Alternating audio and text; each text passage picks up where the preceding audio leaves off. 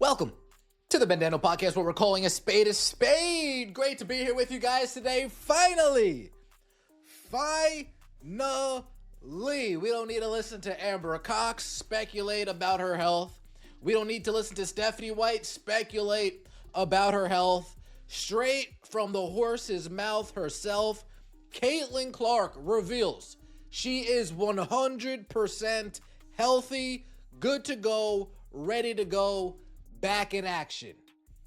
We don't need to read in between the lines. Is she healthy? Is she not healthy?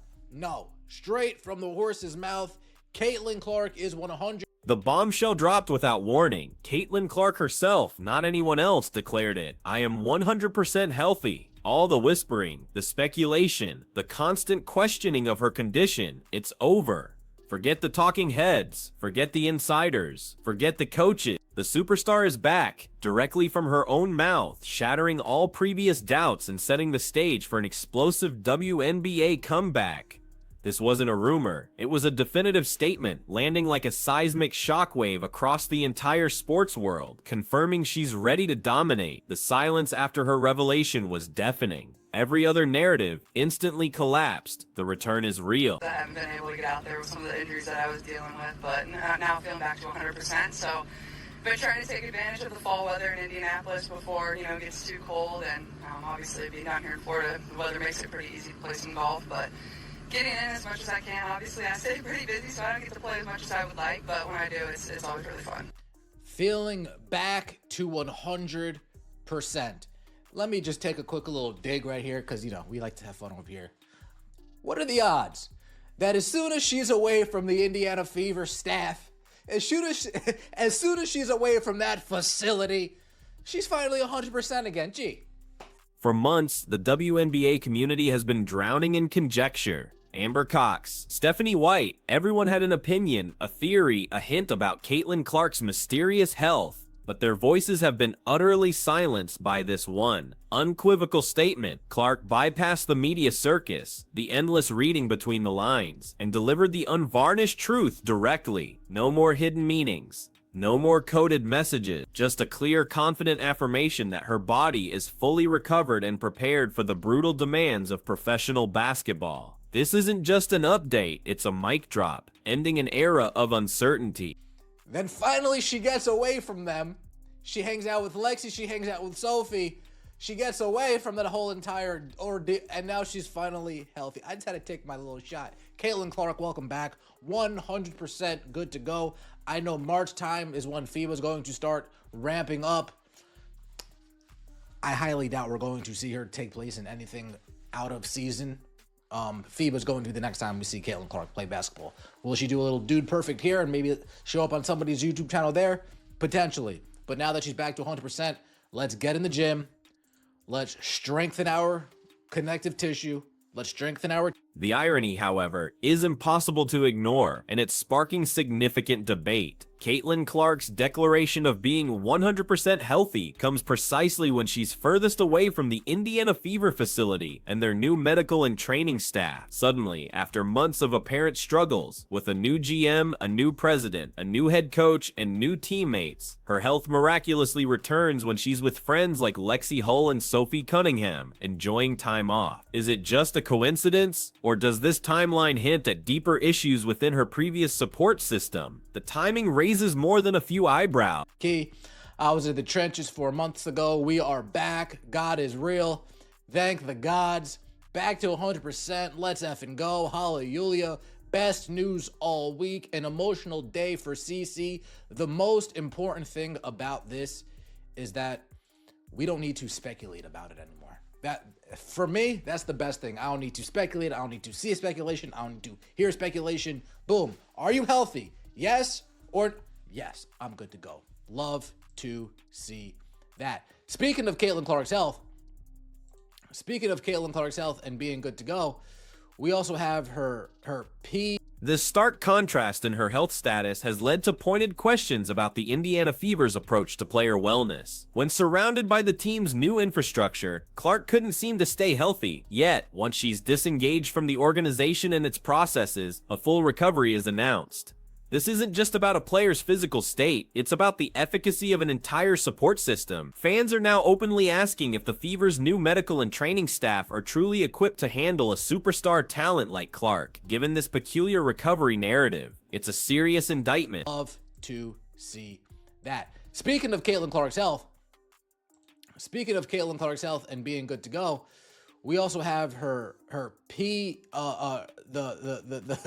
excuse me, the golf, the LPGA talking about Caitlin Clark getting beat up a little bit over there in the WNBA.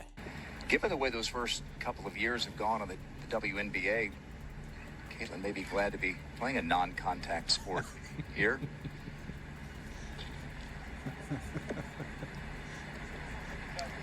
And I know it's golf, so we're being quiet, but the silence after just adds to. The WNBA's physical play was implicitly called into question during her recent LPGA extravaganza appearance. When discussing Clark, the golf circuit actually made a subtle yet cutting remark about her getting beat up in the WNBA.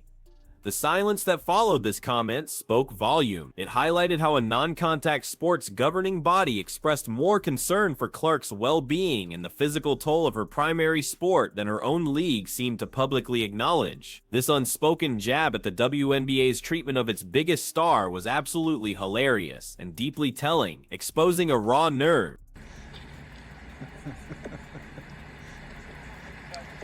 And I know it's golf, so we're being quiet, but the silence after just adds to how absolutely hilarious this comment was. Said when a sport you don't play professionally cares about you ridiculously more than the sports company you actually play for.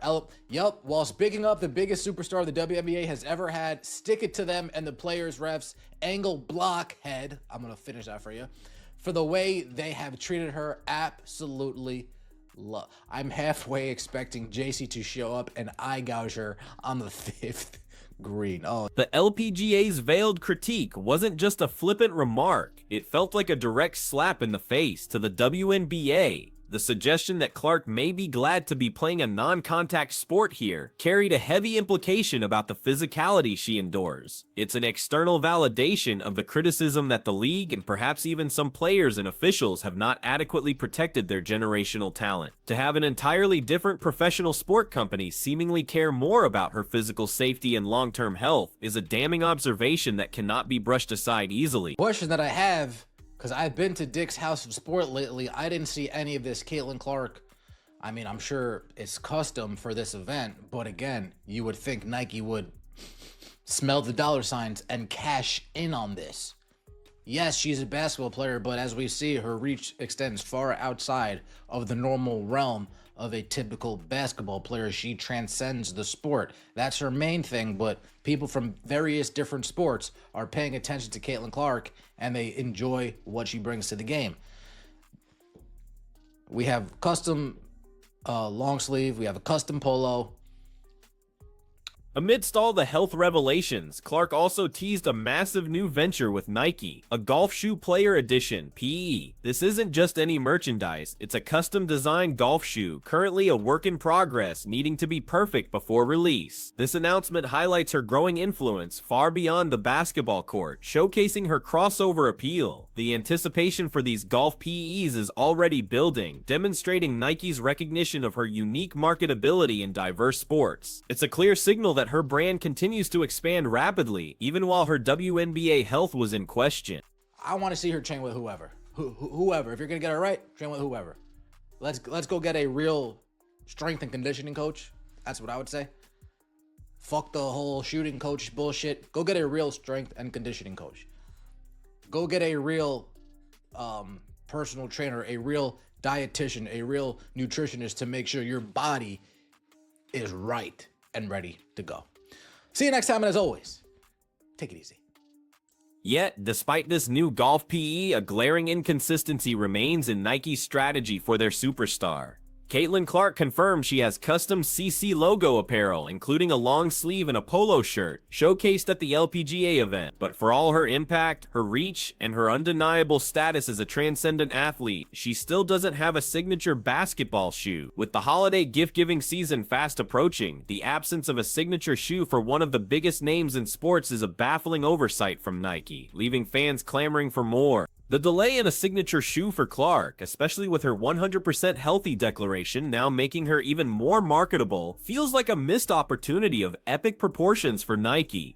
Christmas and Hanukkah are just weeks away, a prime time for gift sales. Her reach extends far outside of the normal realm of a typical basketball player, attracting fans from various sports. The financial potential of a signature shoe, let alone more readily available CC golf merchandise, is immense. It's truly puzzling why Nike hasn't fully capitalized on her unprecedented commercial appeal yet, leaving millions on the table. Fans reacted with overwhelming joy and relief to Clark's health update. Comments flooded in, expressing sentiments ranging from "my GOAT is back" to "about to cry low-key, I was at the trenches 4 months ago. We are back. God is real." This raw, emotional outpouring underscores the profound connection fans have with her and the anxiety they've carried concerning her physical state. Her confirmed health isn't just news, it's an emotional victory for her loyal following, validating their hopes and fueling excitement for her triumphant return to the court, stronger than ever. The significance of not needing to speculate anymore cannot be overstated for fans and media alike. For months, every photo, every quote, every minor injury report became fodder for endless debate. Now that chapter is decisively closed. Clark's direct confirmation brings a definitive end to the whispers, the rumors, and the constant draining uncertainty. This clarity allows everyone to shift focus from her health struggles to her anticipated dominance on the court, marking a crucial psychological turning point for both Clark and her devoted fan base. Moving past the drama,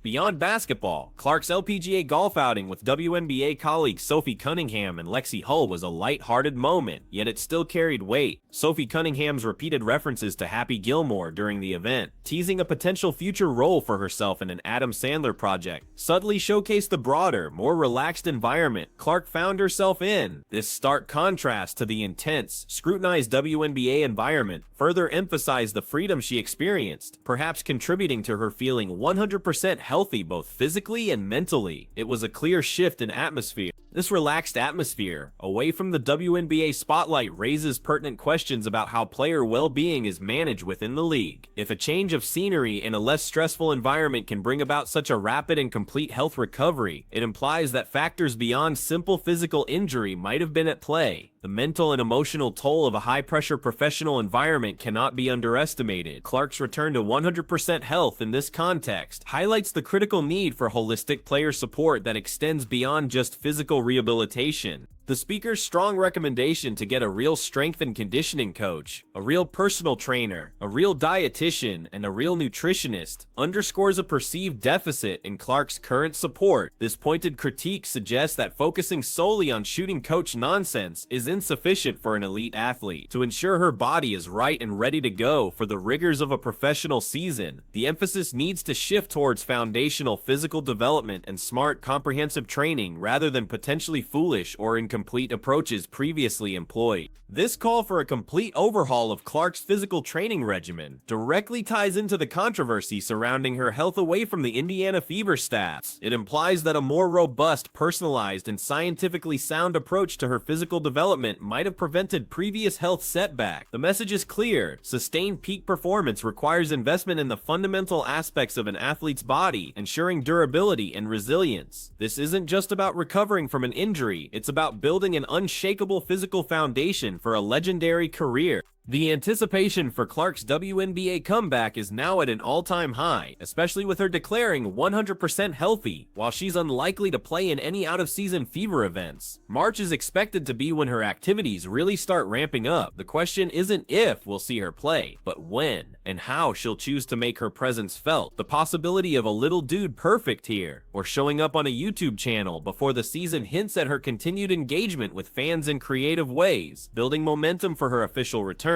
This newfound health and vigor paved the way for her to truly get in the gym and focus on strengthening her connective tissue and tendons. The emphasis is now squarely on building a robust physical foundation, moving beyond rehabilitation to pure optimization. This isn't just about playing again, it's about playing smarter with a focus on preventative measures and long-term durability. The goal is to ensure her body is not only ready for the upcoming season, but also capable of withstanding the demands of many more to come, safeguarding her legacy. The excitement among Fever fans is palpable. For those who were at the trenches 4 months ago, enduring the uncertainty and frustration, Clark's affirmation is nothing short of a miracle. Thank the gods, one fan exclaimed. Back to 100%, let's have and go. Holla Julia, best news all week. An emotional day for CC. This wave of collective relief and renewed hope illustrates the profound impact she has on her fan base. It's more than just a player, it's an icon returning to full power, inspiring immense optimism for the season ahead.